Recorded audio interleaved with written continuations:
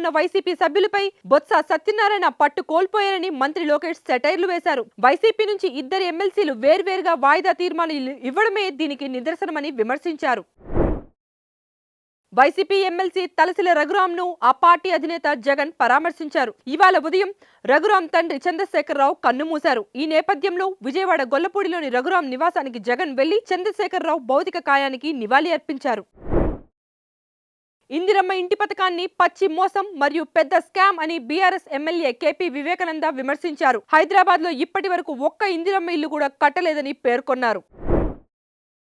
నిన్న మంత్రి వివేక్ కాన్వాయ్పై దాడి నేపథ్యంలో బీఆర్ఎస్ నాయకుడు మాజీ ఎమ్మెల్యే బాల్క సుమన్ ను ఇవాళ పోలీసులు అరెస్టు చేశారు.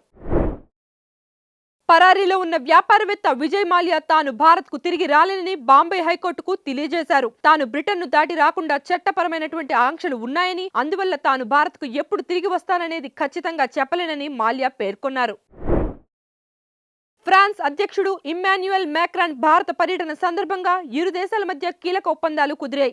మ్యాక్రాన్ మరియు ప్రధాని మోదీ మధ్య చర్చల అనంతరం అనేక అంశాల్లో ఒప్పందం కుదుర్చుకున్నారు. ఐసీసీ తాజాగా ప్రకటించిన టీ20 బ్యాటర్ల ర్యాంకింగ్స్ లో టీమిండియా నుంచి 4 బ్యాటర్లు టాప్ 10 లో చోటు దక్కించుకున్నారు. అభిషేక్ శర్మ నెంబర్ 1 స్థానంలో కొనసాగుతుండగా తిలక్ వర్మ, సూర్యకుమార్ యాదవ్, ఇషాన్ కిషన్ 4, 6, 8వ స్థానాల్లో నిలిచారు. టీ20 world cup group D match లో ఇవాళ దక్షిణాఫ్రికా జట్టు 6 వికెట్ల తేడాతో యూఏఈపై విజయం సాధించింది. దీంతో తమ గ్రూప్ లోని అన్ని మ్యాచ్ల్లో దక్షిణాఫ్రికా విక్టరీ నమోదు చేసింది. Please subscribe to the channel and download the Politicos app from the links in the description.